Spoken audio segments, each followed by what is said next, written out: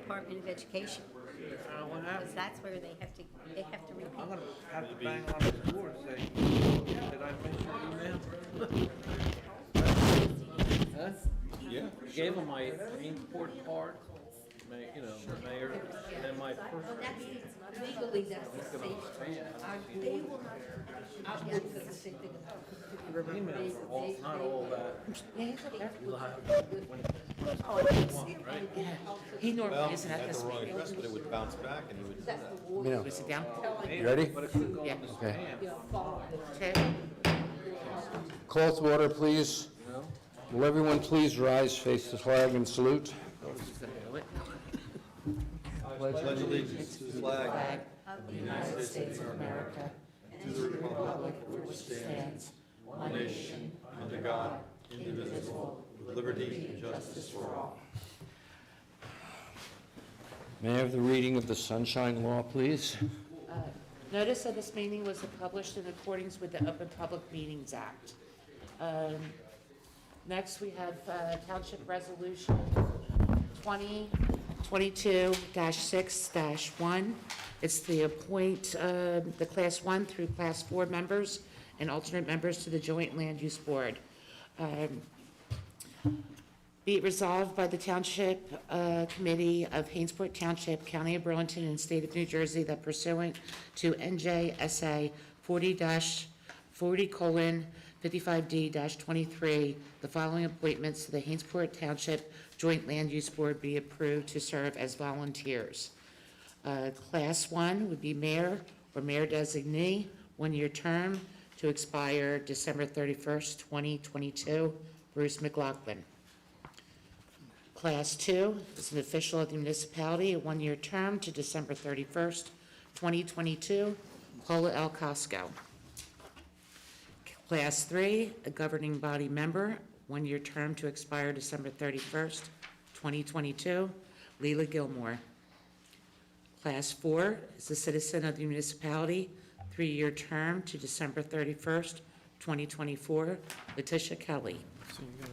Class 4, citizen of the municipality, four-year term to December 31st, 2025, Irene Baggio. Class 4, alternate number 1, a citizen of the municipality, a two-year term to December 31st, 2023, Richard Bradley. Class 4, alternate number 2, is a citizen of the municipality, which is a two-year term to December 31st, 2023, and is currently vacant. Next, if we could have the swearing in of the new appointees by Mr. Kingsbury. I would ask the 5 members who are being sworn in tonight to please stand and raise your right hand.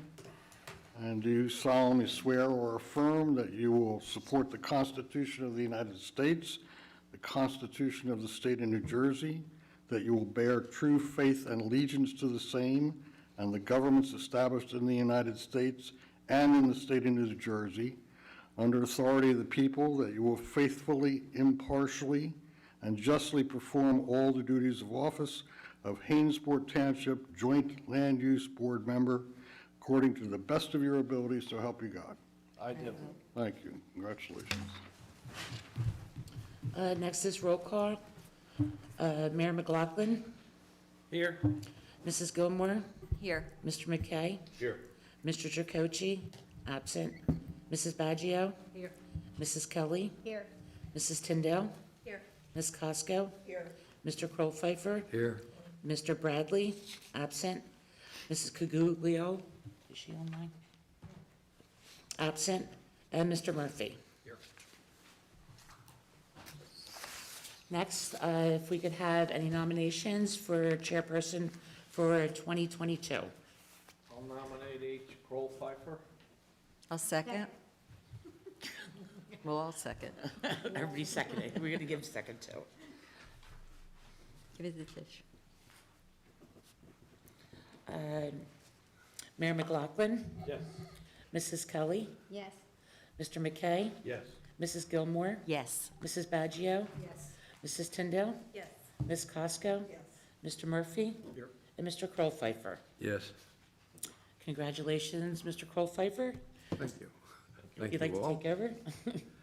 Sorry I started the meeting at the beginning, I just forced That's it. okay.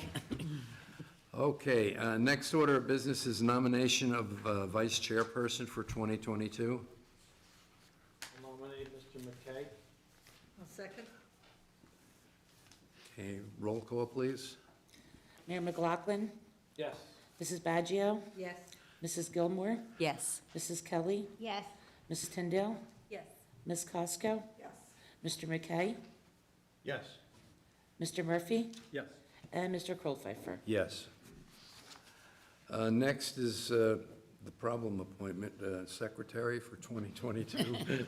Anybody want it? Just kidding, Anybody want it? just kidding. I would love to nominate Mrs. Tiber, who has been our secretary forever, and we want to keep her. Second. Roll call, please. Mr. Krollpfeifer, Yes. Mrs. Kelly, Yes.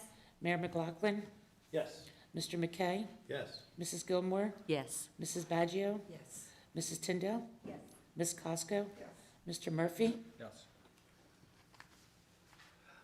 Okay, next is the appointment of professional staff.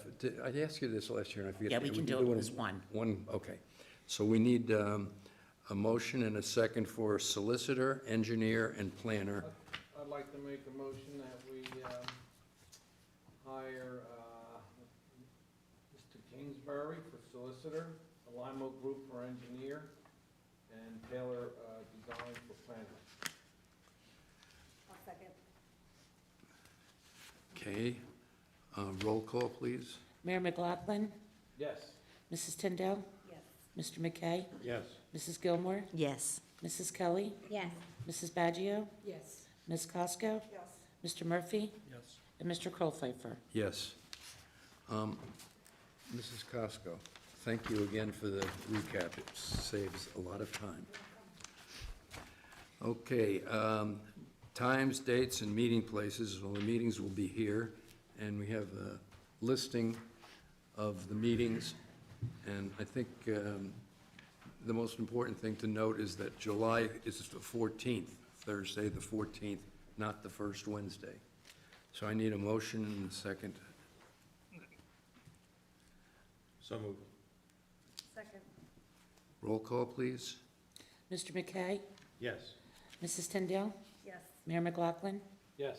Mrs. Gilmore, Yes. Mrs. Kelly, Yes. Mrs. Baggio, Yes. Ms. Costco, Yes. Mr. Murphy, Yes. and Mr. Krollpfeifer. Yes. Need a motion and a second for the official newspaper for the Joint Land Use Board business, which is the Burlington County Times. So I need a motion and a second on that. I'll make the motion. Second. Roll call, please. Mrs. Gilmore, Yes. Mrs. Baggio, Yes. Mayor McLaughlin, Yes. Mr. McKay, Yes. Mrs. Kelly, Yes. Mrs. Tyndale, Yes. Ms. Costco, Yes. Mr. Murphy, Yes. and Mr. Krollpfeifer. Yes. We have, I guess, a resolution in front of us. We're going to talk, well, no, wait, I'm sorry. First of all, we need a motion. Got them mixed up here. 13. All right, the 13 first, okay. And then there'll be a resolution later, but all new business requiring the board's professional staff must be in their hands, meaning the professional staff, at least 30 days prior to the date of the meeting. So I need a motion and a second on that. We're going to adopt it and stick to it. I'll make the motion. Second. Okay, roll call, please. Mayor McLaughlin, Yes. Mrs. Tyndale, Yes. Mr. McKay, Yes. Mrs. Gilmore, Yes. Mrs. Kelly, Yes. Mrs. Baggio, Yes. Ms. Costco, Yes. Mr. Murphy, Yes. and Mr. Krollpfeifer. Yes. Need a motion and a second for the, going forward, for the regular meetings, that we will accept no new business after 11 p.m. That means no new cases, in case anybody's not familiar with it. So moved. Second. Roll call, please. Mayor McLaughlin, Yes. Mrs. Tyndale, Yes. Mr. McKay, Yes. Mrs. Gilmore, Yes. Mrs. Kelly, Yes. Mrs. Baggio, Yes. Ms. Costco, Yes. Mr. Murphy, Yes. and Mr. Krollpfeifer. Yes. Next is I'm going to offer this motion, Resolution 2022-1, which has to do with the subject we just talked about, that all applications have to be in the hands of the board's professional staff 30 days prior to the date of the meeting. So I need a second on that. Wait a minute. Right now. I thought- No, that's establishing, number 15, we're establishing the policy regarding postponement of applications. Oh, what am I reading? You were on 13, HK. You're on number 15. All right, I'll withdraw my motion and keep my mouth shut.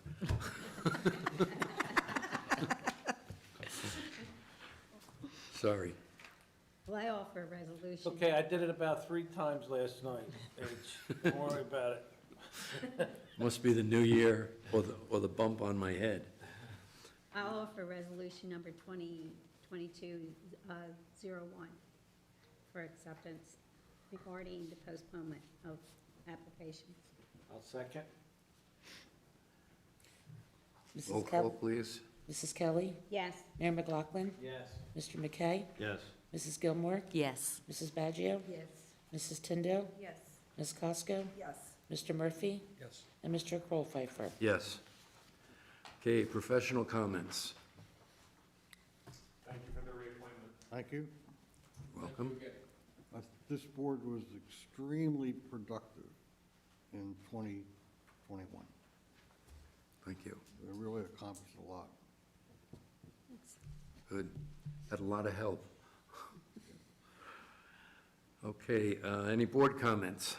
I just want to thank the Township Committee for reappointing me to the board and my fellow board members, and hopefully we'll keep doing that good job. And I'll ditto that comment. It's good to be back. Okay. Well, it's good to have you back. Okay, there being no other board comments, or have any public comments? Hearing none, I'll close public comments and accept a motion for adjournment. So moved. Second? All in favor? Aye. So done. Now, we're just going to One take... cookie each, that's it. So it's 15 minutes or 14 minutes. No, we go right into the... Take a break. Yeah. Yeah, Say we have hello. to, yeah. I need to run around. Bruce wants a like cookie. The audience, Bruce burn wants off, a cookie. Okay, burn off some, yep, steam. yep, yep. But we're not waiting till 7 o'clock to start the regular meeting. I just want you to know that. All right. Yeah. Thank you. Thank you. Yeah, I'll take one if you don't mind. I'm good, thank you. Yes, I'm good. See, now I can say I got the mayor to get me water.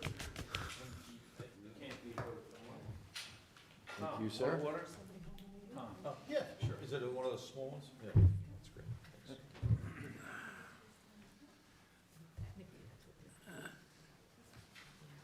Anybody in the audience want water? We're here. There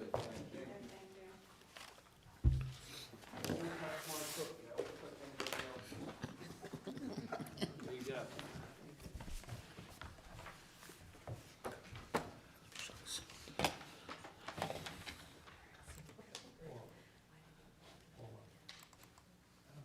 Ladies, you got water, right, Joe? We don't have to do You should do it again. It's the start of a new meeting. No to worry. Richard, how about you? Happy New Year to you. Yeah. Okay, we're good to go? Did you have a holiday? Call to order again. Please rise for the flag salute. Do it again. To the flag of the United States of America, to the republic for which it stands, one nation, under God, indivisible, with liberty and justice for all. May I have a reading of the Sunshine Law, please? Notice of this meeting was published in accordance with the Open Public Meetings Act. Okay, an announcement that there will be no new business after 11 p.m. May I have a roll call, please? Mayor McLaughlin, Yes. Mr. McKay, Here. Mrs. Gilmore, Here. Mr. Jacochi, absent. Mrs. Baggio, Here. Mrs. Kelly, Here. Mrs. Tyndall, Here. Ms. Costigo, Here. Mr. Krollpfeiffer, Here. Mr. Bradley, absent. Mrs. Conguglio, absent. And Mr. Murphy. Here. Do we have any more? Yes. Okay, items for new business. Waited a month for this one. Seagull Holdings, Stephen Eisner, Counselor. Good evening, Mr. Chairman, Mr. Mayor. May it please the board. Stephen Eisner, I am representing Seagull Holdings. Seagull Holdings is the limited liability company which owns the real estate on which Mount Holly Nissan conducts its business. And we will have 3 witnesses this evening. With permission of the board and Mr. Kingsbury, I'd like to have them sworn now, as they may offer testimony throughout our presentation.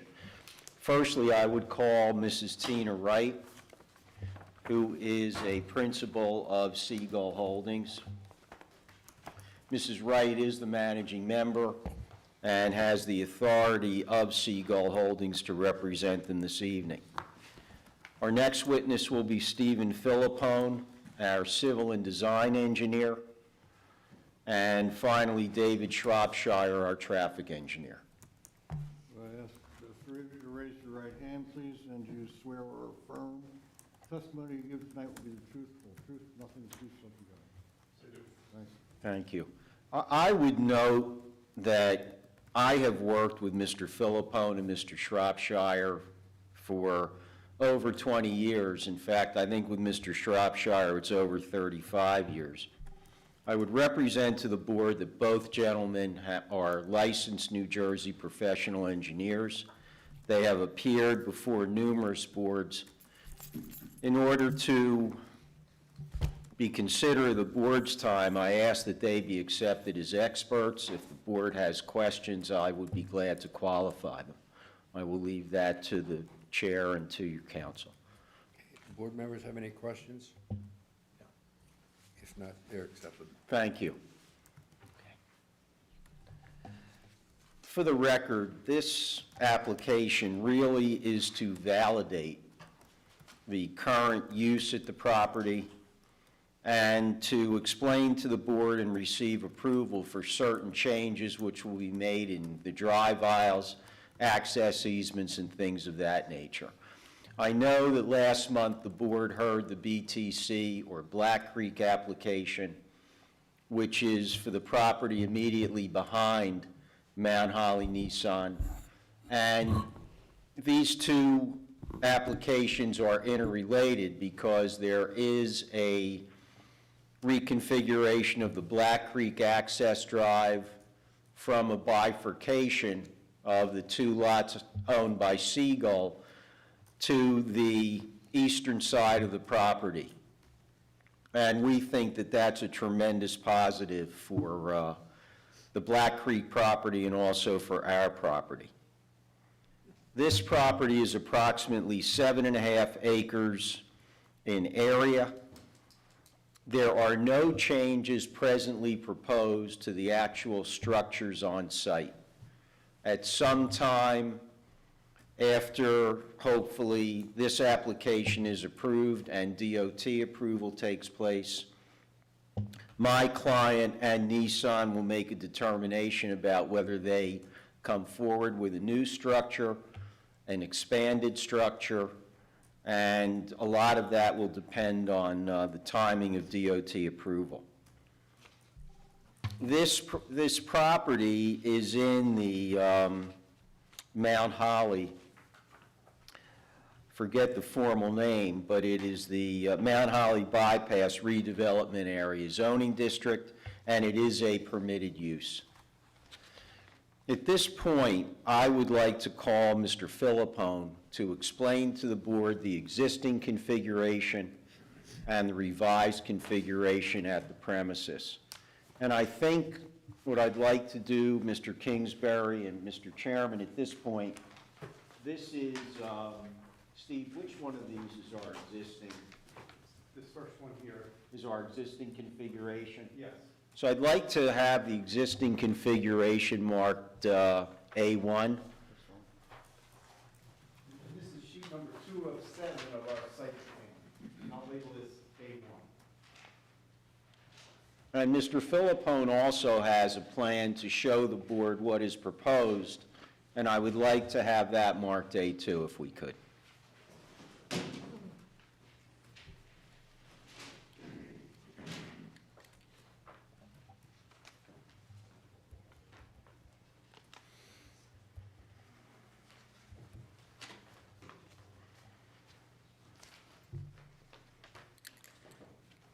Steve, if you could explain the general configuration of the current plan, and then explain to the board what will be changed with the new plan.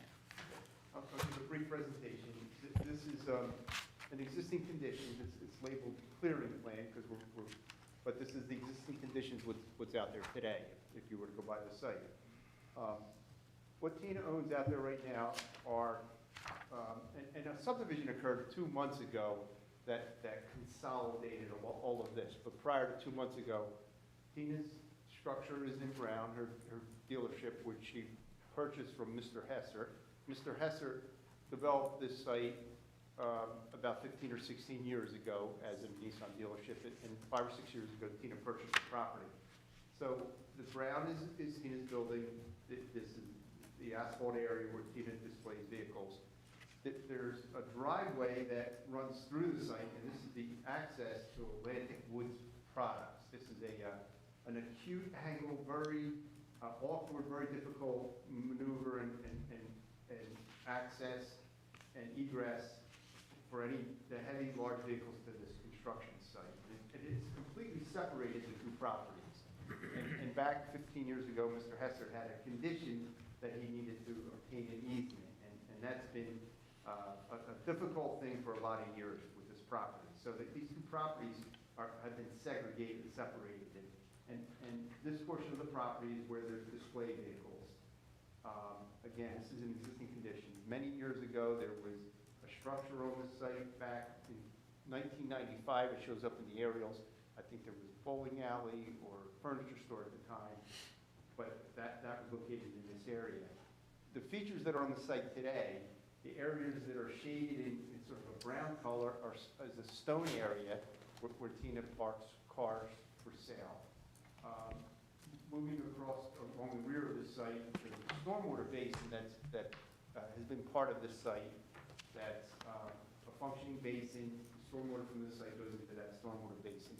We recently received approvals from the DEP. It's considered a freshwater wetland area. We received an approval in the basin, and we have a GP6 which allows us to fill that stormwater basin. We're not doing that at this point in time. We're not going to touch that basin. But when we go through our site plan later this year, when Tina really comes in with another project, we have the ability to fill that basin and really start with a fresh palette on this piece of property.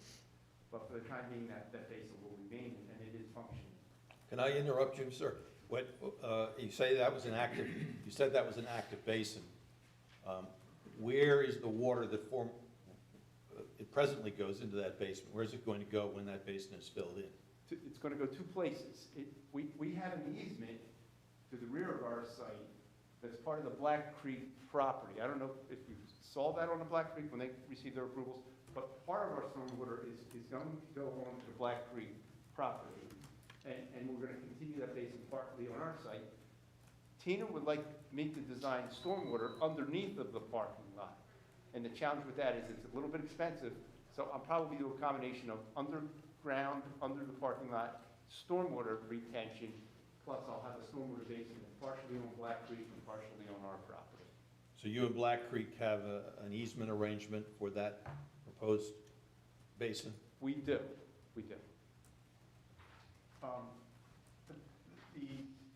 The way this project got started 2 years ago with me is when we had Tina and Black Creek entered into discussions and agreement, and as you approved last month, there's a driveway that's to be constructed, part of Black Creek property, and this diagonal driveway is going to be distinguished.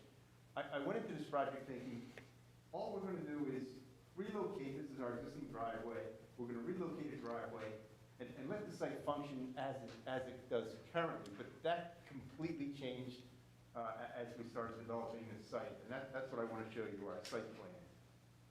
Our site plan wasn't as simple as working with Langen Engineering and Black Creek to subdivide an area for us to, then to develop a driveway for their warehouse complex and eliminate the driveway, but it was really to redo our existing site. So what we have here is our new driveway that's central to our property. This is the Black Creek driveway. Tina has a driveway adjacent to the other building. That driveway will remain. So then we said, and working with Scott Taylor, we got to fix this site. The site layout as it exists, the striping, the drive aisles, there's some angled parking, there's some 90-degree parking. That all needs to be fixed. It needs to come up to standard. So we completely reworked the layout of the site. What we have is a driveway that's central to the site. It's 36 feet wide. There's a circulation plan for vehicle drop-off. They're large vehicles. The carriers hold 9 vehicles. And we create wide drive aisle, safe conditions for drop-off vehicles. You can see now that we have the full use of this site, we've connected both halves of the site. The parking drive aisles are conforming. It's orderly. There's no more angled parking. It's well designed the way you would expect the site plan to look. So that's a very brief overview of what we're trying to do.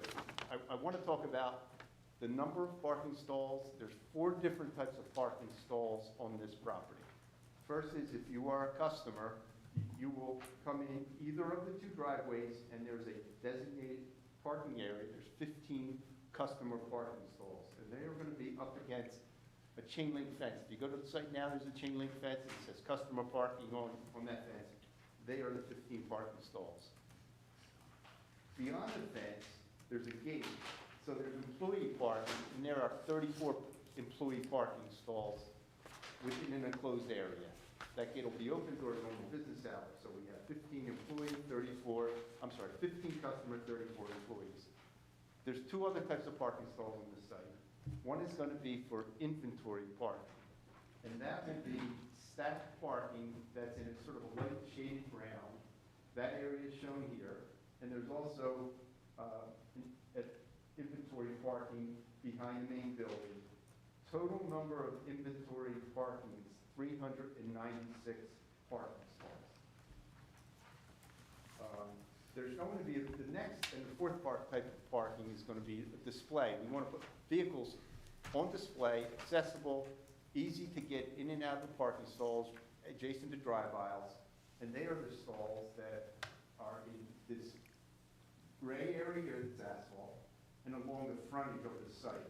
And the total number of display vehicles is 254 parking stalls.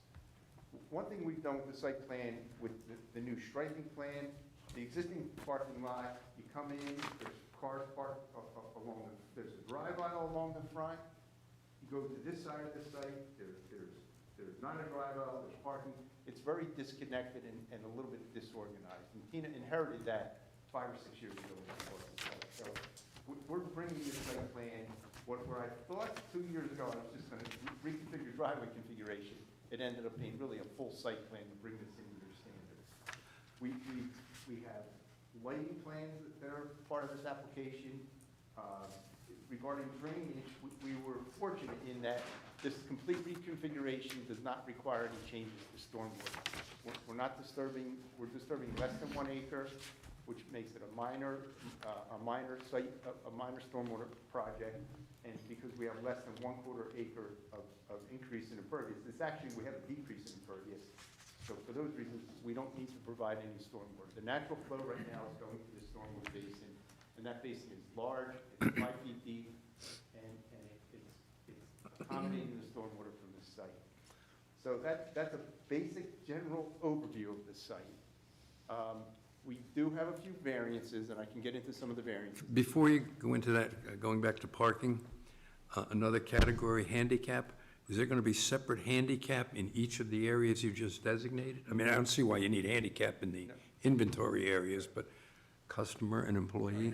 My site plan currently shows 8 handicap parking stalls, and that's more than what we need. I want to make a modification, reading both professional reports. I actually only need 2 handicap parking stalls and 1 electric vehicle charging station. In speaking with Tina, we would like to have a total of 3 handicap parking stalls, and they will be the ones closest to the entrance doors to the building. So it will be 3 handicap parking stalls with a perfected plan. This plan shows 8, we will go to 3. And that's conforming. We will not have any handicap parking stalls far from the building. They'll be for the stalls closest to the entrance to the building.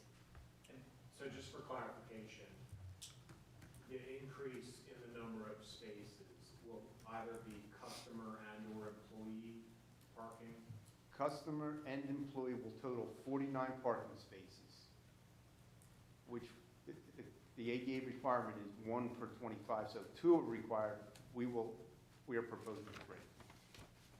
All right, so by converting those other 5, you're not going to pick up an additional parking space? Correct. Actually, you can't, right. But with eliminating those aisles, you probably are going to... You raise a good point, because I have some striping. I will probably pick up 2 more parking stalls when I can do the conversion.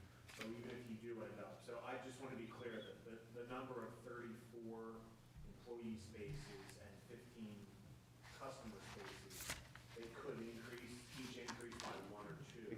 Which might kick us into 3 handicap parking stalls. Which you're providing I'm already. providing that. So you're actually good if we go over that. Yes. I don't want you to be tied or limited to only 34 and 15. You raised a good question. Yes, I missed that. Okay, thank you. So I have a question, just listening to the parking layout discussion caused me to think about the visual on Route 38. And now if you turn onto Route 38 from the Starbucks on the corner from the bypass and drive past, you see a line of cars nosed up pretty close to the curb line for the whole length, pretty much, of the property, or the right up to, I guess, right up past the dealer's building. It sounds like that visual's gonna change, because those cars won't be there anymore. That'll be either customer parking or a drive aisle or both. Is that correct? It's correct. And that's really important, very important for our application. I just want to go back to the... I know it is. That's why I raised it. Okay. Right now, I'll start from the building. Right now, the asphalt, there's display vehicles in front of the building. That asphalt goes right to the property line. We're actually going to remove 5 feet of that asphalt. That's got to be hard for Tina Wright to remove 5 feet of asphalt, move her cars back 5 feet. She's agreeing. We plan on, and that's in your redevelopment ordinance. 5 feet is required. So we will conform. We'll remove 5 feet of asphalt. As I move along this site, the asphalt is right up against the right-of-way line, and it extends to about 2 or 3 feet off the right-of-way line. And then there's 59 feet grass to this. We want to clean this up. We want, and we need a variance, our request is 15 feet of grass, consistent until we get to the building and we're at 5 feet. And the 5 feet conforms. The 15 feet, we need relief, because your ordinance currently in this area is 50 feet is required. So we would like a consistent 15 feet of grass for visibility. We think it's proper for this site, it's good for this site. If you think in terms of why you would have a buffer to a parking lot, this is our product for sale. This is our product to display. We want customers, as they come down Route 38, we want them to see our new vehicles. It is our product for sale. Any other parking lot you see on Route 38 or anywhere else That's not what's for sale. Those are vehicles that are parked for the sake of going to some retail establishment, and buffering those vehicles doesn't hurt the business. Buffering our vehicles would hurt us, So do you propose a street look that resembles the street look in front of the Ford Lincoln dealer and the Chevy Dodge dealer just down the road in Lumberton? Are you familiar with those? yes. Similar street look. They're set back, my guess is 10 to 15 feet, something like that. I don't know what the Lumberton ordinance is. But you're proposing 15 feet for the most of it, 5 feet for the small part. Correct. And also to note, there's already 12 feet of grass that's in the DOT right of way. Right. So it'll be 15 plus 5, it'll be 27 feet of grass that'll be irrigated from the edge of the Route 38 Parkway to our curb, concrete curb, then to a concrete asphalt, and this will be our display. These will be the nice vehicles that Nissan has will be on display along the route. The cars won't be on the grass, they'll be on the Will not be on the blacktop, grass. just beyond the grass. Correct. That's correct. right. And we need that. I feel vehicle traveling down Route 38, it's what we have, it's our product for sale. It alerts someone that it's a car dealership. They're seeing our product, our cars, and we think it's set back at a safe distance. We would appreciate the relief from the board, and to start to buffer that with too much with landscaping would hurt our business. I work on Tina's project in Woodbury, and she has visibility of her vehicles there, and it works well for her. We hope it works well for Hainesport. Hypothetically, if the showroom building and the garage were to be replaced or enlarged, how does that future change work in with what you're proposing now? We will be starting with a fresh slate when we come back in here. Tina has some pretty spectacular plans in the future for this property. Okay. And just as a point of follow-up, the redevelopment plan that was adopted acknowledges the consolidation of the lots to effectuate the Black Creek project and also the consolidated Nissan project in a phase one. Understanding that any future kind of meaningful expansion needs corporate approval from Nissan, and there's a process. This plan was adopted acknowledging this sort of first phase, kind of get them operating as one consolidated lot. But the redevelopment plan would actually need to be amended, and that would be based on that long-term master plan concept that Seagull and Nissan may or may not bring forward. So before you see a long-range plan for that, you'd actually end up seeing a revised redevelopment plan that'll show that new concept of a new showroom building, whatever those expansions may be. Mhm. The other thing that we wrote in to the redevelopment plan, and we do touch on it in our letter, knowing that the applicant is contemplating that larger, grander expansion, all of the improvements that are shown, aside from sort of life safety issues, they can be deferred for up to 24 months to allow them to get through the process of going through the Nissan potential long-range expansion. What we didn't want to do is have them plant shrubs, add curbing in islands, and do other things now, a year from now, and then have that all ripped out a year after that. Yeah, well, that's what I was thinking, obviously, when I asked that question, you're gonna do this, how much of this you're gonna have to rip out if you go to the next step? Sounds like trying to avoid ripping out everything. We are. But at the same time, we wanted to make sure that there was enough information on these plans that if for some reason the applicant doesn't move forward with that long-range plan, we have a clean enough site plan in this phase one that it can function in perpetuity, safely in this fashion. That we implement the curbing, implement those other improvements. Right, no, I understand. Mr. McKay, I would also point out that, as similar to where Black Creek is, we are subject, I hate to use the term whim, but I will, to the whims of the DOT, and we really can't centralize this driveway, and Black Creek really can't perfect this until we have formal DOT approval. Sure. So I understand, we just discussed it, that we are now at the concept phase, whatever that means to everyone, with the DOT. So we feel realistically, and I have Dave Shropshire here, our traffic engineer, that we're at least a year away from any substantive DOT approval, probably longer. So that's what we're faced with. Well, that's a while. Could you just humor me a little bit and back up to the handicap spaces? And maybe Mr. Miller could comment on it, because I knew I saw 8 ADA parking spaces somewhere, and it's in your December 29th letter. It's paragraph 7. Talks about the revised plan shows 8 AD. I'm not telling you have to do 8, I'm just telling you what I'm reading. Because you said you're putting in 3 plus the charging space.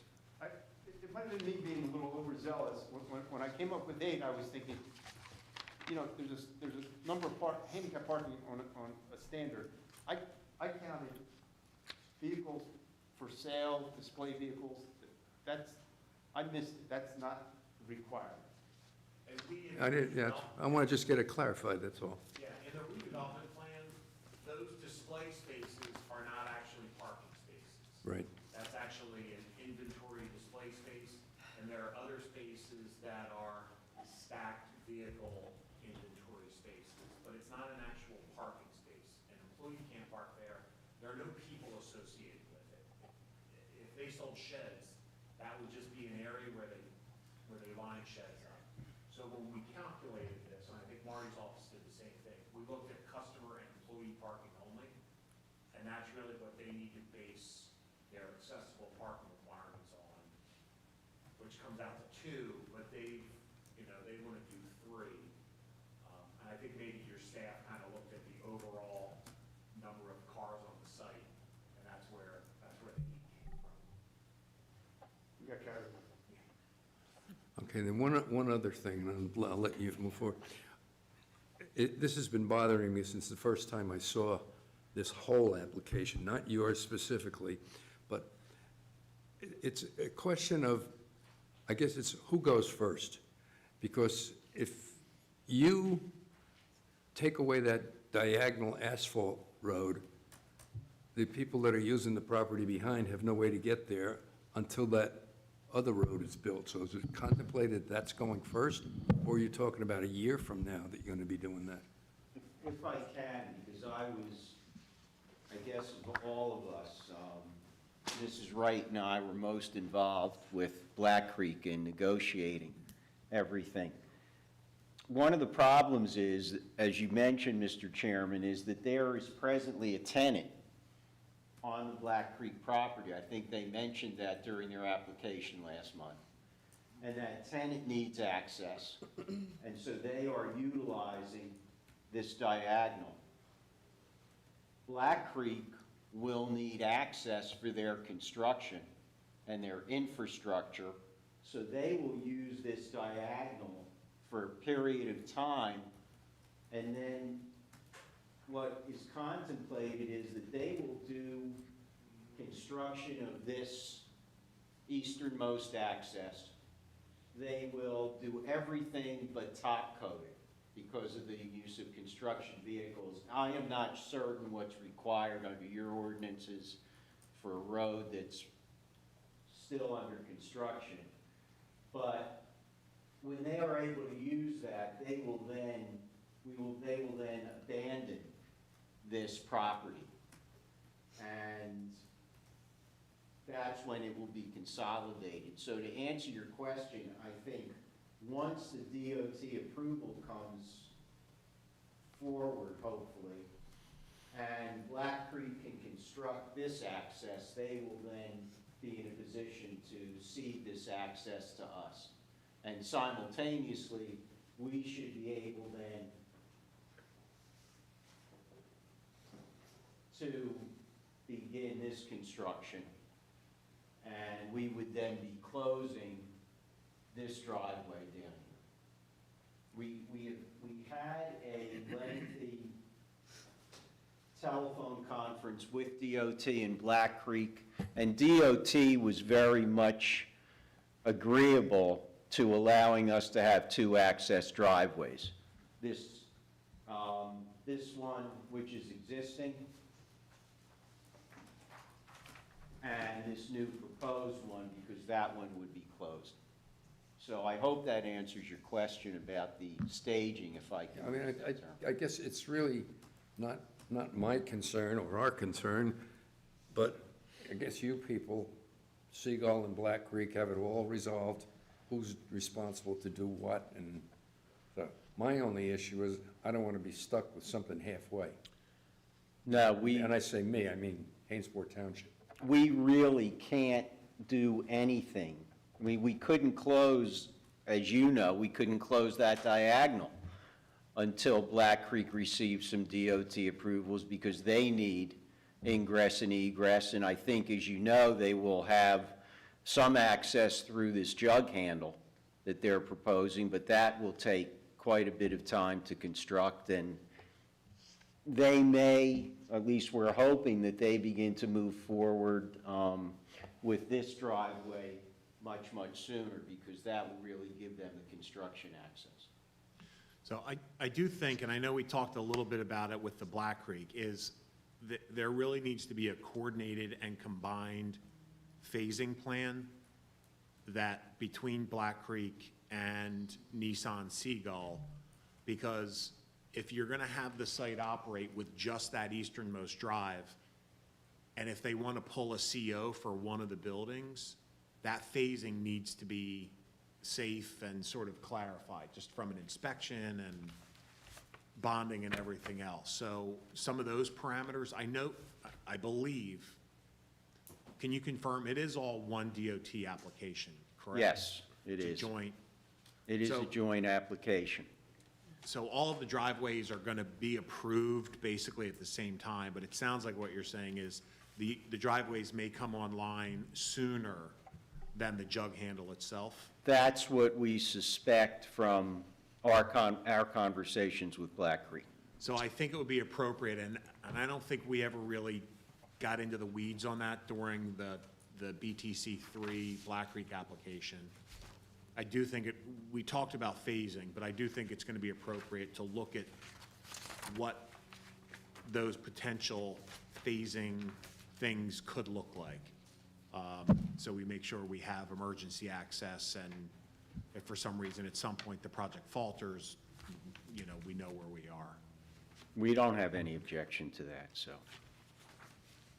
I guess, when you look at this, given the time frame, whatever we approve today is got to be possibly written into the resolution as conditioned upon the obtaining of the DOT approvals as outlined, and the construction of those too. This just seems to be, this is a pretty complicated situation that I don't ever remember in 35 years on this board ever, seeing something quite this complicated. Frankly, when we were working with Black Creek, it was really like putting a jigsaw puzzle together, because everything is so interrelated. And I can tell you that Black Creek agreed that they would not renew the tenant's lease, so that at least we know that there is a finite time when the more frequent access more frequent use of that diagonal road will be reduced.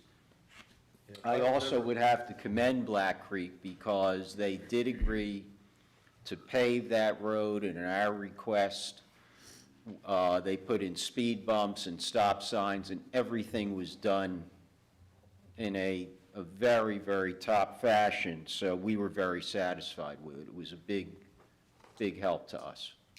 If I recall the comment by Black Creek's attorney at that hearing last month, thought he had mentioned that the pole yard lease was up in June, maybe. June or July, I thought. June or July, yeah, of this year.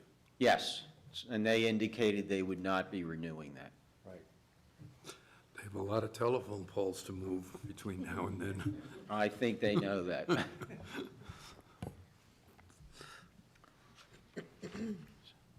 I think that before I call Mrs. Wright, because I know that in reviewing Mr. Taylor's letter, he specifically asked about hours of operation, and Mrs. Wright is the best one to describe all that to the board. I'd like to call Mr. Shropshire, who may be able to give us a little more of the traffic details on the site plan and explain to the board some of the traffic circulation in and out of the site now and as proposed. David, this is the clearing plan, that is existing features, and the site plan is proposed. That's A2, correct, Counsel? Yes. Okay, thank you. First one is A1. Yeah. And obviously, you know, the big elephant in the room is that angled driveway. I mean, it does not meet any criteria that DOT would find acceptable in today's access codes environment. And when we look at it from a traffic engineering standpoint, having an angled driveway is just not the optimal way to do anything on the state highway. Or really, you really want to get as close to 90 degrees as you possibly.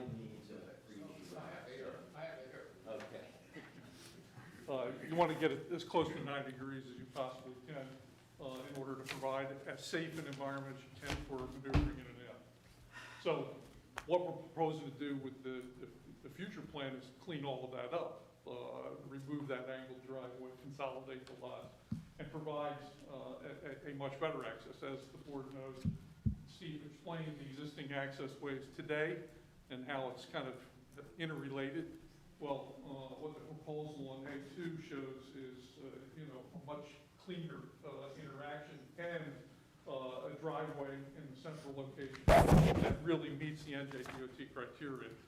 I can also say, you know, this is, I can understand that this could be challenging when you're looking at it complexity-wise.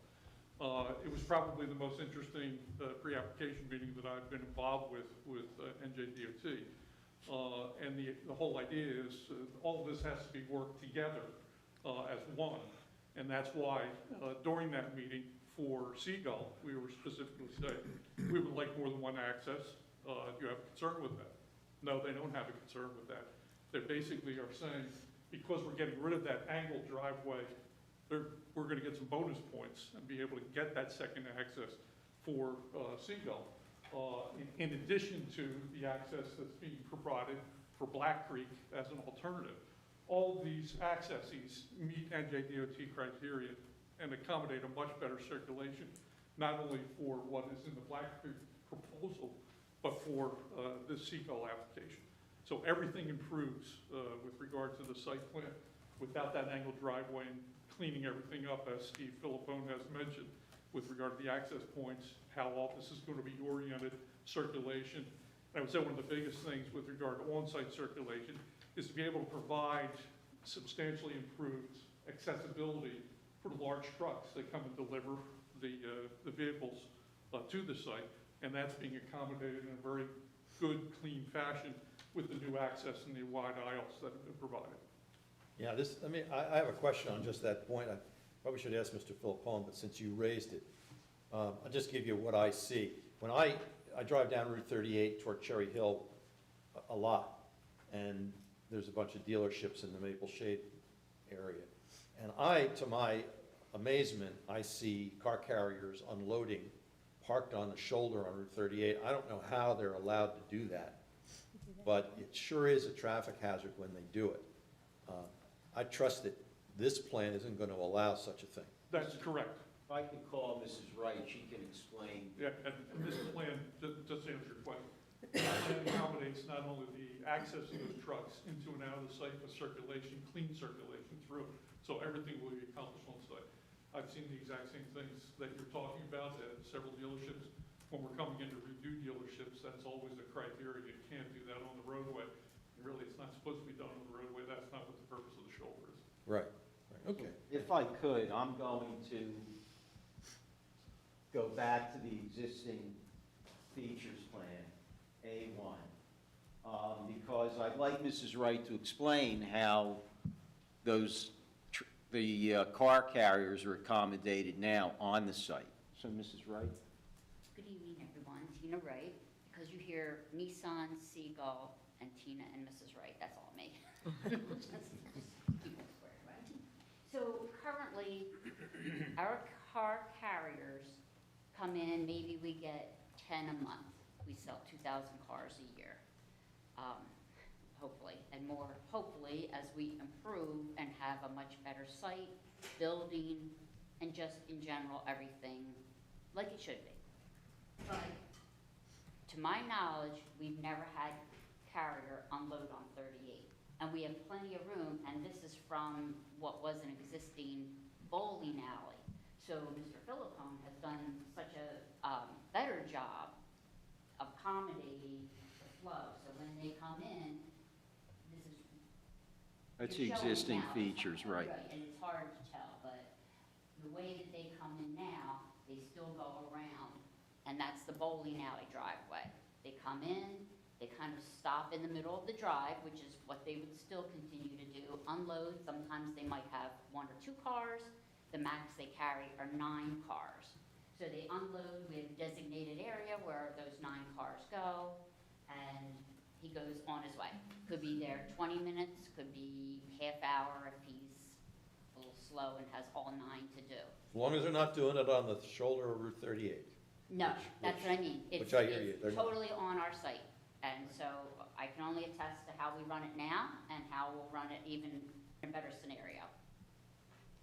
I have no control over if someone did that unless I saw them, and they would not be allowed back Yeah. to our No, property, I'm not no. suggesting your dealership has done that. I just don't want it to happen because I see the mess down in, And I'm surprised. Down on Route 38. Because they have such large areas in that Maple Shade area, but currently our guys, they're not ours, they're Nissan hired sure. subcontractor drivers, but they come in and that's where we unload. I don't want my men out there, I don't want my cars out there, so. So there is nothing taking place on Route 38 now, and I can assure the board that that will continue. Everything will be done on site. Thank you. So I'd like, since Mrs. Wright is up here, Mrs. Wright, if you could just generally explain the number of employees, hours of operation, both of the sales facility and the service facility. Okay, we have 34 employees, and as Mr. Taylor had said, that may go up, that may go down, but approximately 34 employees, and our hours of operation are Monday through Saturday. We are not allowed to be open on Sunday. We open at 7 a.m. for service, close at 6. For sales, we open at 8 a.m. until 8 p.m. currently. And what else did you ask? We also service. We service cars. We obviously sell Nissans. We sell pre-owned Nissans, other manufacturers, and we service cars, all makes and models, mostly Nissans. And what type of delivery, how often do the car carriers come in on an average? We probably, Nissan has a stipulation that we are not to receive more than 2 per day. It's just so that each dealer is not overwhelmed. We receive approximately 10 to 11 per month. So you could see 2 in one day, you might see 1, 2 in 1 week, or not. So when you say 10 to 11, you mean 10 to 11 carriers Mhm. per month currently? And what about delivery of parts, We have things of parts, that nature? we have parts delivery every night after hours at Mount Holly. It is approximately 1 o'clock in the morning.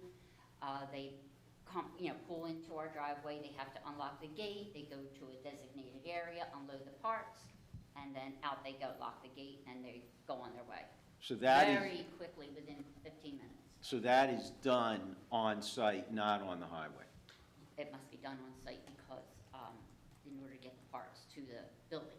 And you also probably get UPS and FedEx deliveries periodically? Correct, we do every day, just like mail, UPS, FedEx, very minimal. Normally, everything comes from, most things come from Nissan, which is the parts delivery. We have trash, comes twice a week for recycle and trash.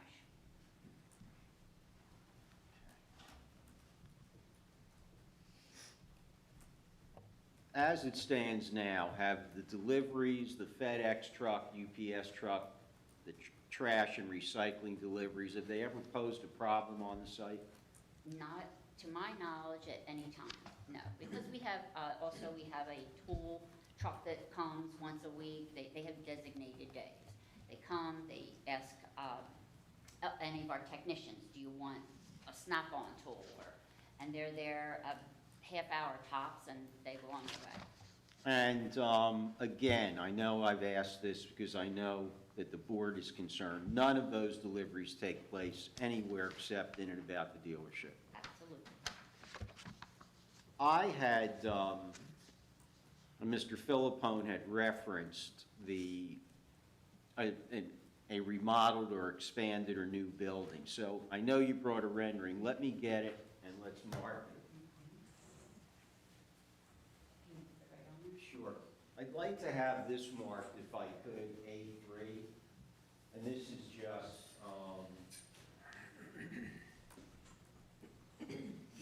this is basically a prototype rendering of a Nissan facility with their new design, colors, and things like that. So if we could have that marked A3. And this is basically showing showroom area with what we will have, and I'm very excited about, would be a drive-in service lane. So we would have the capability of 2 cars going in at once and 3 deep. So again, came to my dealership, you would come in for service right inside, we take care of you, we take your car, and however you're going home or you choose to wait. And this is just informational now, this would be part of your next Yes. site plan Correct, that's just- application. Now, if there, Can we assume as part of that, that the old building would probably get torn down? It would either, whether it's, I don't know if I would assume to this point right now, because I will say this, I'm very worried about the pressure that Nissan gives me, because, as you know, I purchased in 2016, and Nissan wants to see this as of 2017, but I really can't do something like this. I can remodel and everything will look like this. And I've already been in talks as to how we would put our service drive. So I would either remodel the building that's existing, and it would look like this, that would be unrecognizable, or hopefully, maybe do a new building. So it's not been decided, basically, is how everything goes moving forward from today. Nissan has this prototype, and insofar as it's possible, they want either a remodel or expansion or a new building to fit that model as closely as it can. Sounds like all the dealers do the same sort of thing. Right. I have 2 questions for you. And I can't, what is that wording in the upper left corner? Here, Yeah, dealer name, so it Oh. would say Mount Holly. I got it, okay, all right. And the other question, the one I really wanted to ask, getting down the road again and going back to your conversation with Mr. Taylor before about the grass area, is that approximately the look that you're going to and you want to get to? Correct. with relation to Route 38 and Now, your, this driveway doesn't really have any bearing because this is just a prototype, but that is okay. how I would like to see it. I Yeah. feel it shows the cars and curbing and all that was discussed, that's not a problem. I absolutely agree with the curbing and that's it. And you had touched on EV chargers. We actually have a new EV charger. I don't know if anyone had ever answered. I think you had required a certain amount. We actually are having another one because Nissan's coming out with a new model. And so we're required to add that, and I've already signed for that. It has to go on the existing building. So there will be 3, it looks like. We'll have a plan to meet what you had said. Right, because there are very specific state standards on the location, and that has to be open to the public for a customer and employee. So if that can double as the Nissan and as the public and it meets the standards, I think that's fine. Yes. Otherwise, it may have to go and just be a separate one, because there's specific signage and marking under the new state law. Correct, and that would all probably come about in that Yep. second phase, as you were talking about. Yep. But we will have all that you're referring to. And we'll work that out with you. Are there any other questions for Mrs. Wright? Any other information which the board would like? Okay, thank you. Just, I maybe have one. Tina, when we had a meeting where we discussed, because there are some variances, and particularly when that furthest east or that right parking lot went from being set back 50 feet to being moved up to 15 feet. We also had some significant dialogue about the trees being moved out of that area, which those trees have been moved out in this current latest set of plans. But I recall there being discussions about there being a low hedge of something 18 inches high, like some junipers or daylilies or something, that with those being brought up. I didn't see those on this latest set of plans. The trees went away, but I didn't see that other low vegetation. Because in my understanding that from our meeting that day in the Hainesport office, that grass with irrigation would be acceptable along that whole edge of the 15 feet, and then when you're up against the existing building, it would be 5 feet. So, All right, I had a different, Yeah, we were talking about maybe some little flowers. Remember? I would definitely put flowers. I don't know if I put them here, but at some point where we have our entryways, in areas that you have your entryways, and I believe Mr. Phillipson has that on there.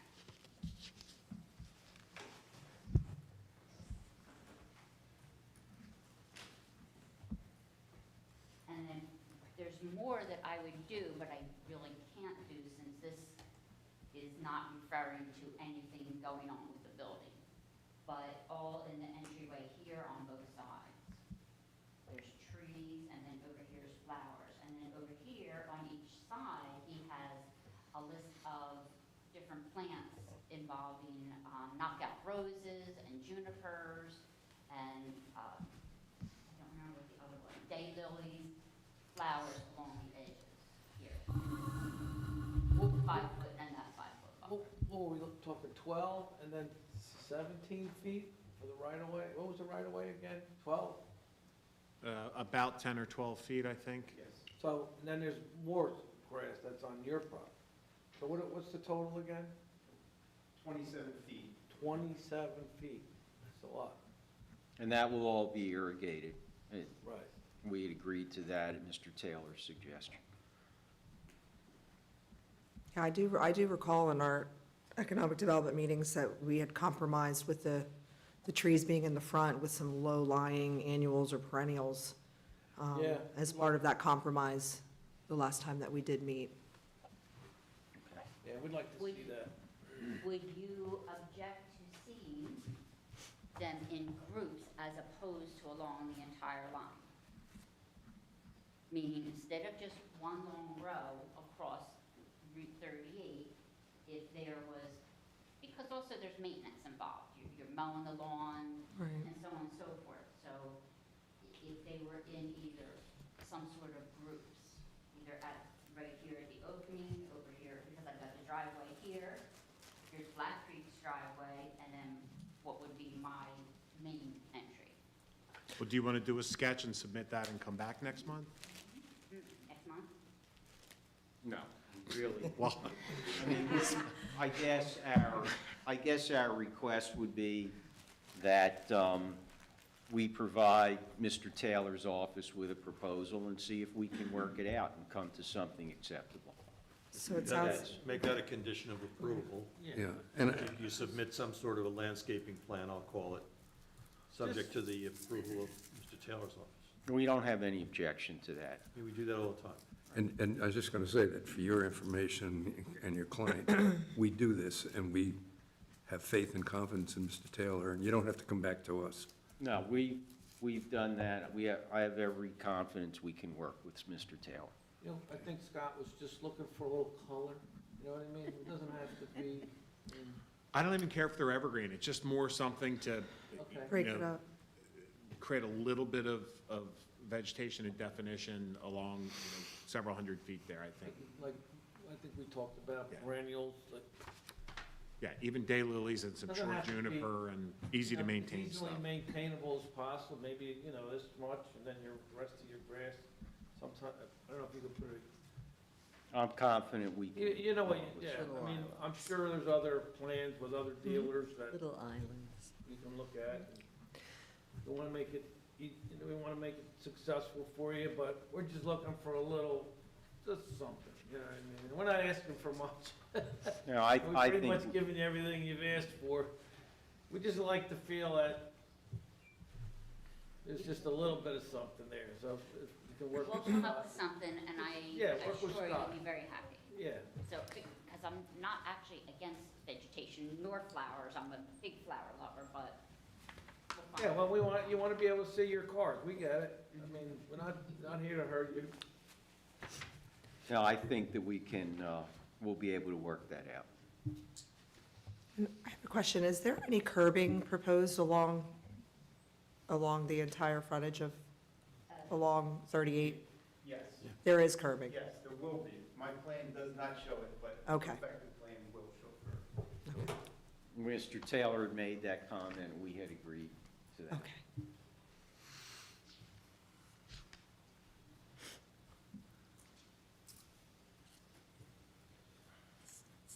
I have nothing further for Mrs. Wright, if the board. Professionals, Mr. Miller, Mr. Taylor, you have any other comments or questions? No, Mr. Chairman, not at this time. I don't have a question for Mrs. Wright, I have a question for Mr.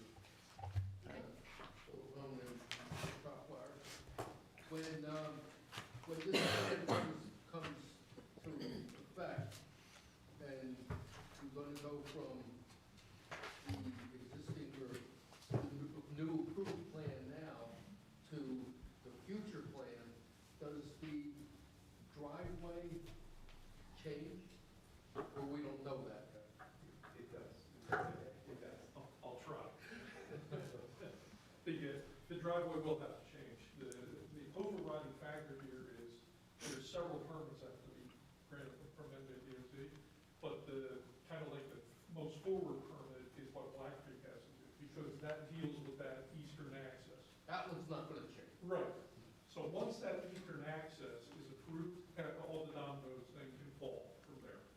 So it will change, but it's gonna have to change based on the approval of that driveway from Black Creek. I think Marty's question is, your middle drive, The the one that's being, yes, the one that's being submitted now, when that's approved as part of the overall Black Creek combined, will that be the same location as your future long-term build-out plan?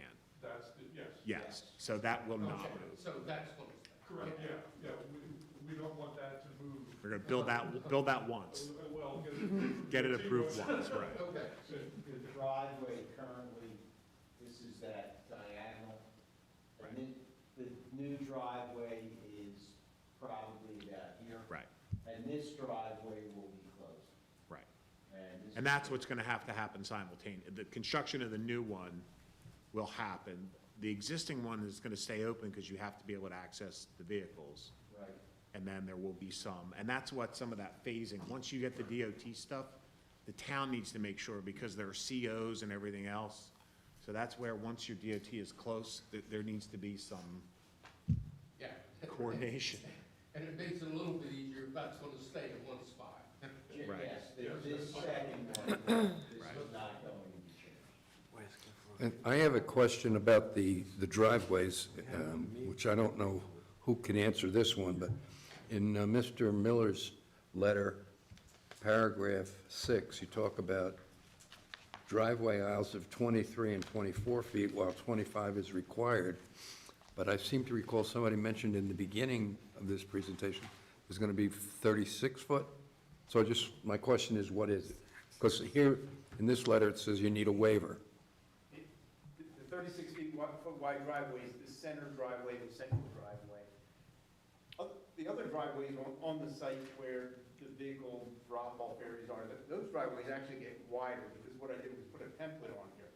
But in Mr. Miller's report, he's mentioning that I do have a couple of drive aisles that exist that are less than 25 feet required, and I will correct them with a perfected plan. Okay, cool. So we don't need a waiver then? We do not, Mr. Chairman. Okay. And then one other one, trash enclosure.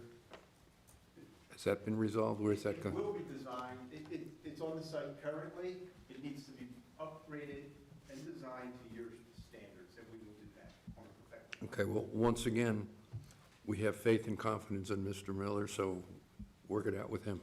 Right, we will. Just for the board's information, when we had these recent, last year, when we had these recent rains, and one of them was an 8-inch rain, the day after, I rode around the township and looked at most of all of our basins to see how they function.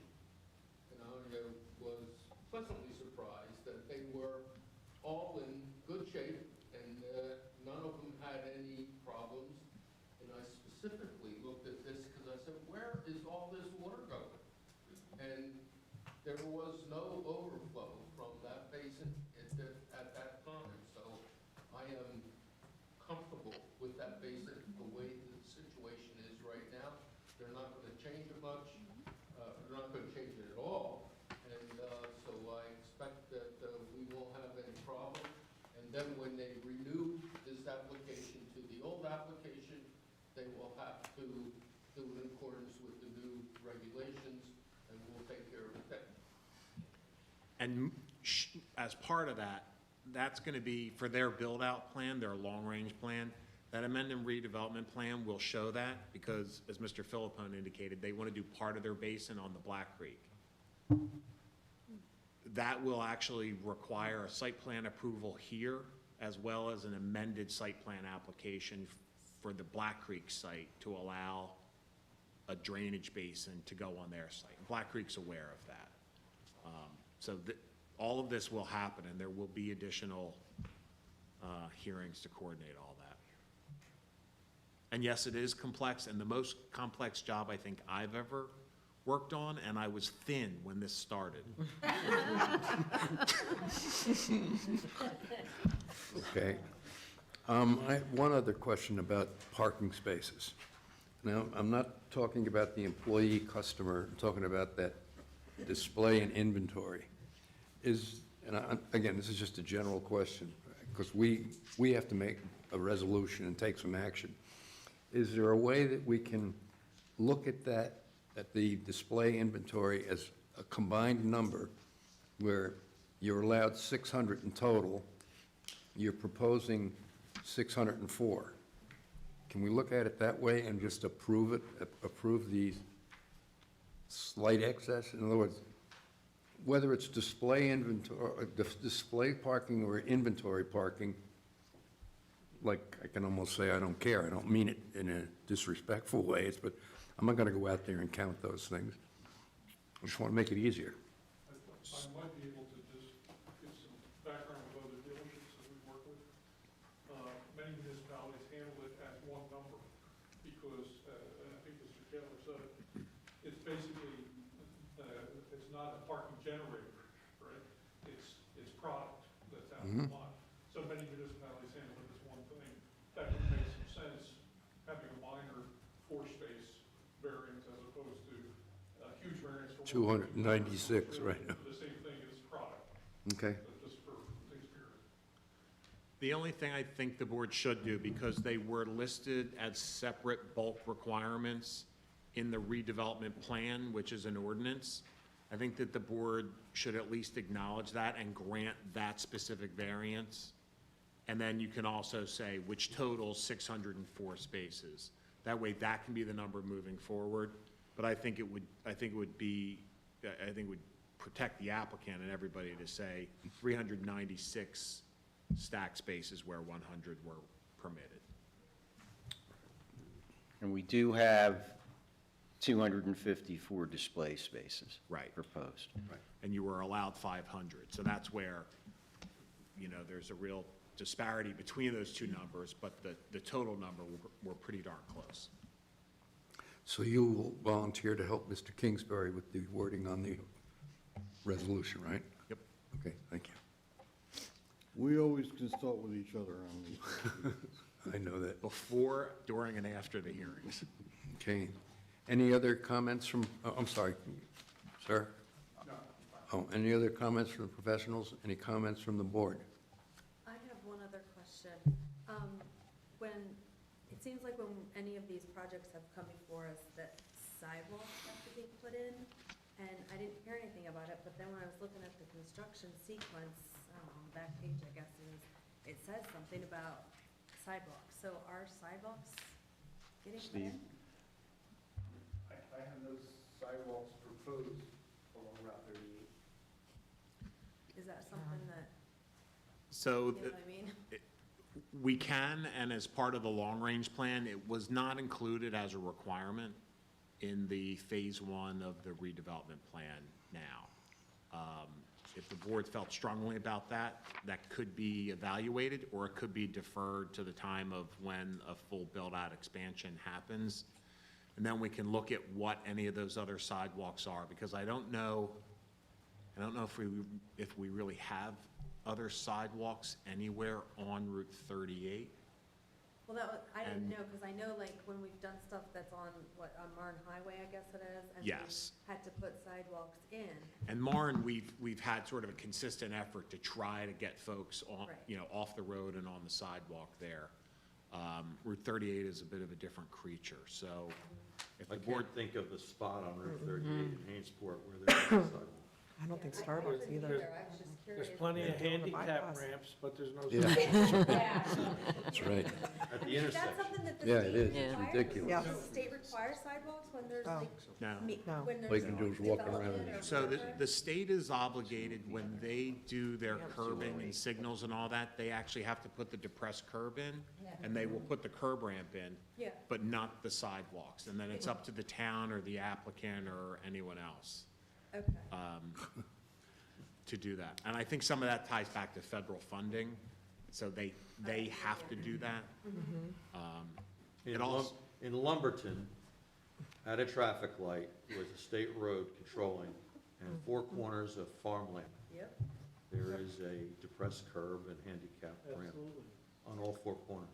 And the only thing I will say is, it's better that it is there, because 30 years from now, if that develops and the town has sidewalks everywhere, if you can't get to the crosswalks, trying to depress the curb and getting DOT to make those changes is almost impossible.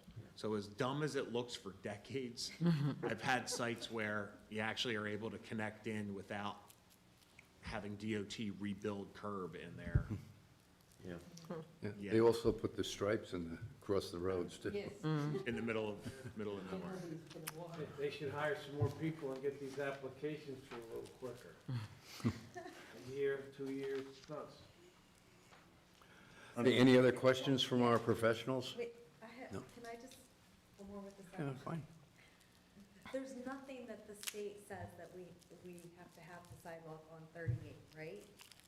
Not that I'm aware. Okay, I just want to make sure, because I'm just thinking, because we're talking Phase 1 and Phase 2 or what have you, if you only have 27 feet as opposed to the 50 feet they're supposed to have, and what are you going to do if you have to put sidewalks in? So that was only my thinking, like with, you know, down the road stuff too. Okay. No other questions from professionals or board? Open public comment? The only I guess, Mr. Chairman, we sort of touched on our report, Mr. Eisner, or referred to it. Do you agree, to the extent that we haven't discussed any of those items, do you agree to comply with the comments? The only issue that we have is I think as the board knows, and let me go back, our agreement with Black Creek requires us to terminate the cross-access agreement which exists between Durga and Seagull Holdings. That access agreement dates to 1990. In order to terminate it, we file a declaration of termination in the county, terminate the easement, and we convey a small piece of that property to Durga, approximately 7/10 of an acre. We've agreed to do it. I also think that it's in the redevelopment ordinance that was a requirement. We don't have any objection to doing that. And then just, if I can just explain, that the Durga property is the cocktail lounge and the hotel, so to Right. speak. And this dates, Scott, as I recall, to when Aljo was there. I guess there was a club at some time, and it dates to that time period. The only issue we have is that Mr. Taylor suggests that he would like us to strip the asphalt on the Durga property and bring that back to a grass, I guess, area. And we feel that, and we are very appreciative of all the cooperation we've been given by the board and your professionals, and it's difficult to disagree, but we feel that Durga is being given almost 3/4 of an acre of property free, and that to impose on us an additional cost is something we feel we'd like the board to reconsider that, and we also believe that cost should be imposed on Durga. They are the beneficiaries of obtaining that property and utilizing that property. And certainly, if Durga ever does anything in the way of permits, requesting permits from the township, or does a redevelopment, this board has jurisdiction over that 7/10 of an acre. So that is really the only issue that we have with Mr. Taylor's report. We feel very confident that his office and our professionals can work everything else out. Which number is that in your, Mr. Taylor? It's not 13, is it? G13? Okay, but it doesn't specifically reference Durga, but that's what you're talking about. Right. Item 13? There's also another, I think we had a comment that area should be restored. G3. Right. The Durga property is all parking lot there, correct? Yes, it is. And that is their main parking lot? I don't know the property that well, but I know that there are a good number of spaces back there, based on what we saw. So, and just to clarify, the area that we are referring to, there are some of the spaces that are an extension of Durga's parking lot that sort of encroach onto Lot 2.02, the Seagull. The part we're referring to is where that driveway, because right now, the driveway where the easement is being extinguished, comes up toward the Black Creek property, and it's proposed to just be saw cut. So anybody leaving the bar could drive down that driveway, and they're just met with a curb that they can't drive over. The balance is what is left over, and it's about a 25-foot wide strip of asphalt that was part of the bowling alley parking lot that you can't drive down, you can't park on it, it's not large enough to do anything. So we've talked about this for over a year now, that for that area to be restored, Durga doesn't have any rights to use it from the town standpoint. That is an existing non-conforming use. He would need approval. It's not wide enough to be parking. It's not wide enough to be a drive aisle. So as part of the sort of extinguishment of the Hessert approval from '05 and the subdivision, we think it's appropriate that that portion of the asphalt that was associated with the Hessert land be removed. And the one caveat I'll give you, because I know that it extinguishes simultaneous Right. with the transfer or conveyance of the land, that area be restored to the extent that the removal and restoration is permitted by Durga. And if he says, no, you're not allowed to, then that's something the town would have to handle as a violation or some other format. But otherwise, the town is left with a potentially unsafe dead-end driveway that leads up to another driveway that you're not allowed to drive into, and an unusable, unsafe patch of asphalt. Scott, where is the town line in this mix? Another 50, 75 feet over. So all of these All of land this is all in is Hainesport. still within Haynesport. Steve, maybe, Scott, if you could show us exactly, because we're under the impression that this is basically the curve that he's, this wedge, right in the middle.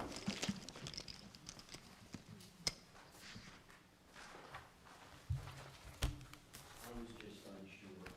So the township line is here. Right. Durga already owns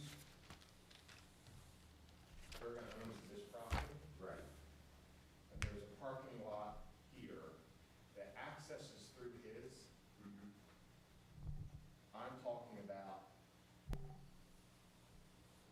just this area. This is the extension of the bowling alley parking lot. He would still have his access here. It basically eliminates this driveway that connects right into the Black Creek Drive. And the little leftover strip that's being saw cut off of what was, or what is, that you're using this right now for parking. You're not gonna use that after this site plan application. Here, can you grab your existing plan? Right, and that's all I'm saying, it's just that area. His parking lot over here can stay, that was all part of his site plan. So we're saying it's the leftover hungry for parking lot that is being, because right now, Still trying to understand what it is. once this driveway goes in this location, anybody can still leave there, and there's a driveway that connects up, and it just is gonna stop at a 5 or 10 foot strip of lawn. So we're simply saying this, that portion of asphalt.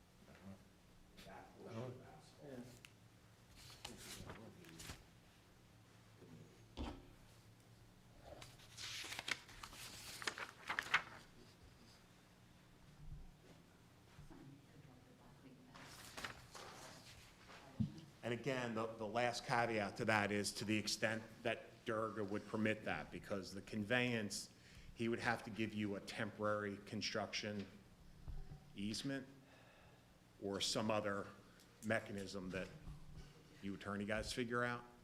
Scott, can I please ask you a question? So Could you come forward, please, so To the microphone. Why don't you can come right to the microphone.